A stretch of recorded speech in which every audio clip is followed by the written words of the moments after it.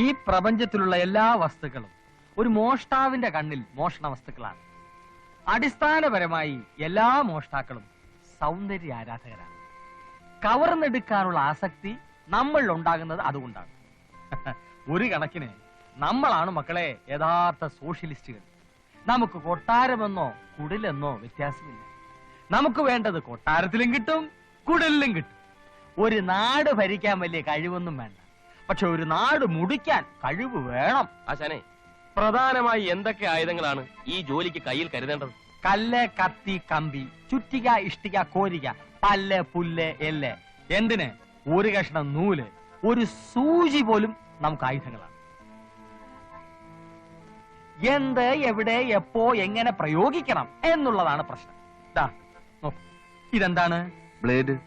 ക്ഷൗരം നടത്തിയിട്ട് വേണോ ഈ പണിക്കിറങ്ങാൻ? താടി മുഖേന പിടികൊടുക്കാതിരിക്കാൻ മുഖക്ഷൗരം അത്യാവശ്യമാണ്.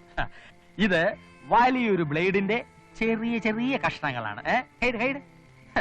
ഇതിലൊരു നിസാര വസ്തുവായി കാണരുത്. ലക്ഷം രൂപ സൂക്ഷിച്ചു വെച്ചിട്ടുള്ള ഒരു തുകൽ സഞ്ചി അറുത്ത് കീറാൻ ഇവനൊരു കഷ്ണം മതി. ഇതിനെ ഇങ്ങനെ വിരലുകൾക്കിടയിൽ ഒളിപ്പിച്ചു വെക്കണം. കണ്ടോ, ഒരേ ഒരു തലോടൽ, സംഗതി ക്ലീൻ. നിരന്തരമായ പരിശീലനം ഇതിനാവശ്യമാണ്. ഏകാഗ്രത കൈവെടിയരുത്. മോഷണം ഒരു കലയാണ്, ശാസ്ത്രമാണ്. ശക്തിയല്ല, ബുദ്ധിയാണ് ഈ ശാസ്ത്രത്തിന്റെ അടിസ്ഥാന ശില.